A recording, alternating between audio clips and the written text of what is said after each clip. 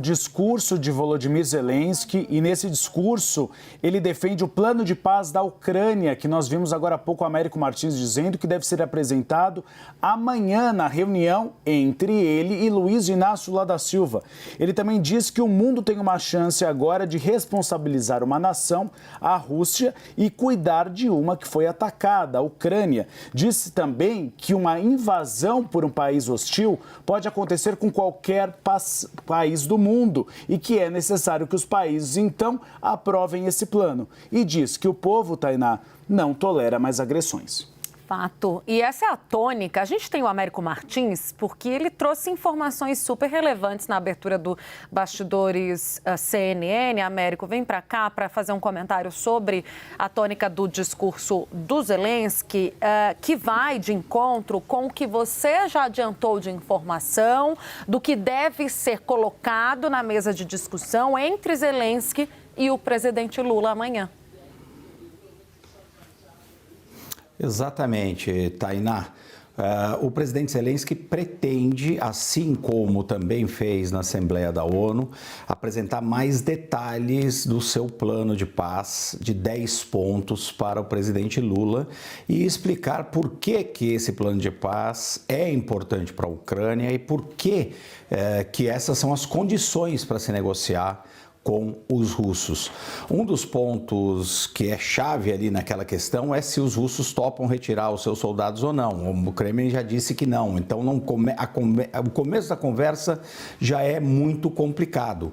Mas tem vários outros pontos que o Zelensky destacou, inclusive nesse discurso agora na Assembleia da ONU, a questão dos alimentos serem usados como uma arma de guerra, né? Foi isso que ele disse, que existe uma tentativa de Moscou de tentar utilizar os alimentos para forçar a Ucrânia a se render de alguma forma, porque eles bombardearam aquele plano que foi negociado pela Turquia em especial e pela ONU também, que permitia que os ucranianos vendessem trigo e milho através de um corredor pelo Mar Negro, e os russos acabaram, depois de um ano, saindo desse acordo. Os russos dizem que saíram porque eles não estavam conseguindo receber o que tinha sido acordado com o Ocidente.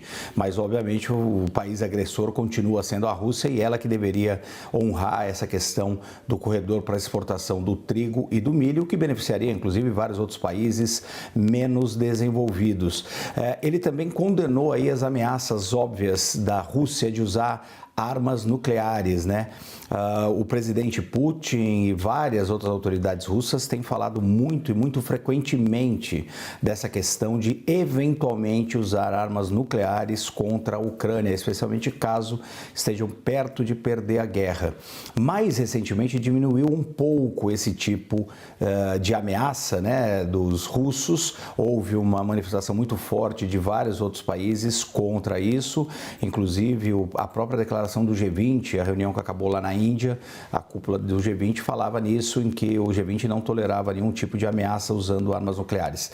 O presidente Zelensky vai apresentar ao presidente Lula esse detalhamento do plano, vai pedir muito provavelmente um apoio do Brasil para a criação eventual de um tribunal especial para julgar os crimes de guerra dos russos, porque esse é um desses 10 pontos do plano do Zelensky.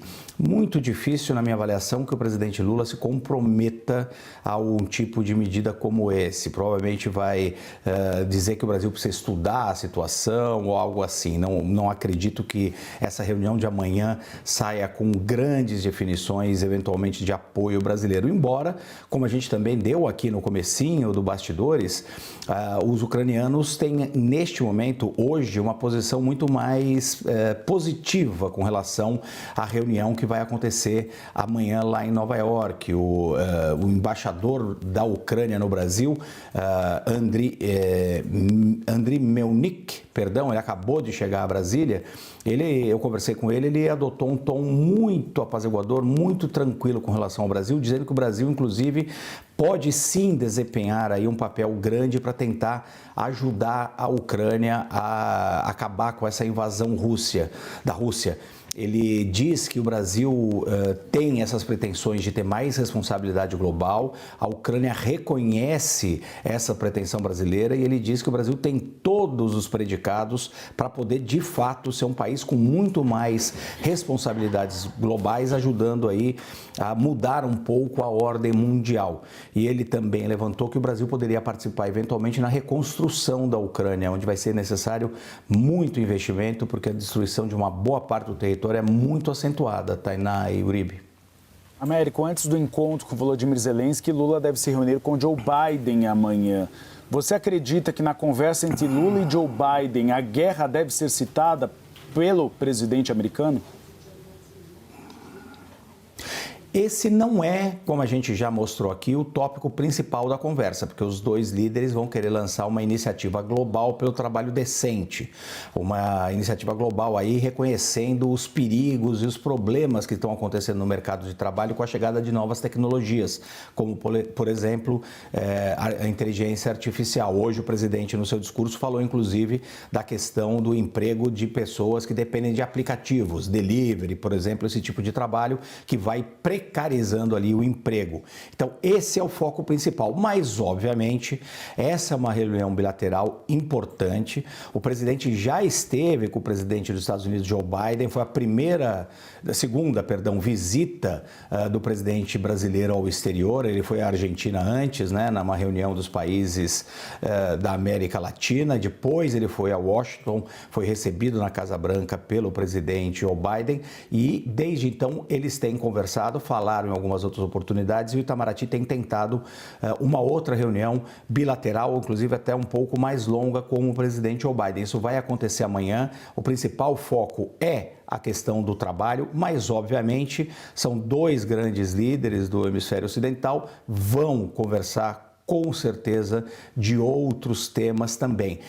Acredito que a guerra na Ucrânia seja um desses tópicos, não acredito que seja uma conversa em muitos detalhes, porque, de novo, não é esse o foco principal, o tempo é exíguo, mas certamente o Joe Biden vai fazer alguma menção com relação à guerra, porque ele tem feito isso em todos os encontros, falou isso hoje na Assembleia Geral da ONU, é um tema principal, central para a política externa norte-americana.